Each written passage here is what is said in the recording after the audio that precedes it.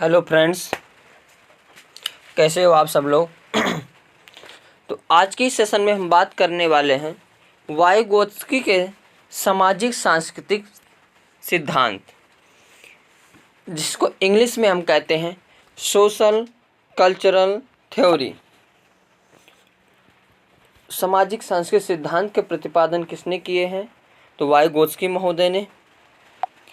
लेव वाइगोत्स्की कहाँ के निवासी थे? तो रूसी मनोवैज्ञानिक थे और जिन्होंने सामाजिक सांस्कृतिक सिद्धांत का प्रतिपादन किया था। एक नंबर यहीं से बन जाता है। दूसरा पॉइंट, इसको मोस्ट इम्पॉर्टेंट और ट्रिक याद कर लेना। अगर कहीं भी सामाजिक शब्द दिखेगा, कौन सा?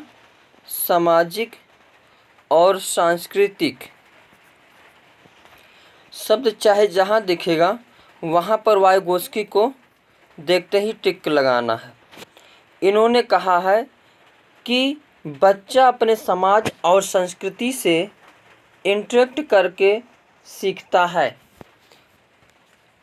यानी सामाजिक अंतःक्रिया के बाद विकास होता है। विकास कब होता है? तो सामाजिक अंतःक्रिया के बाद। जबकि पियाजे यह मानते थे कि विकास होता है बाद में अधिगम। ये दोनों डिफिनीशन मोस्ट इम्पॉर्टेंट है। पियाजे के अनुसार पहले विकास होता है फिर अधिगम होता है, जबकि इनके वाइगोत्स्की के अनुसार जो है सामाजिक अंतःक्रिया के बाद विकास होता है। वाइगोत्स्की ने दो महत्वपूर्ण कॉन्सेप्ट दिए हैं। पहला है जड़ पीढ़ी। क्या है? जड़ पीढ़ी। इसे हम हिंदी में कहते हैं समीपस्थ निकट विकास का क्षेत्र। यह क्या है? तो वास्तविक विकास के स्तर तथा संभावित विकास के स्तर के बीच के अंतर को समीपस्थ विकास का क्षेत्र कहा जाता है। इसी में दूसरा वर्ड आता है स्कैफोल्डिंग, जिसको हम कहते हैं पाढ़ या ढांचा।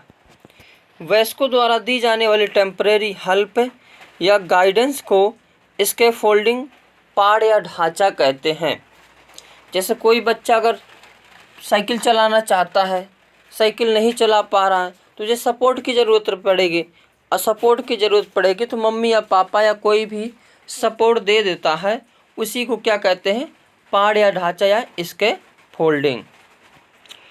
इन भाषा पर इनके विचार भाषा पर क्या क्या हैं, इसको देखते हैं। इनके अनुसार भाषा और चिंतन शुरू में अलग अलग होते हैं लेकिन बाद में एक साथ हो जाते हैं। वाइगोत्स्की ने कहा कि पहले भाषा आती है बाद में विचार आते हैं। ये भी मोस्ट इम्पॉर्टेंट डिफिनीशन है।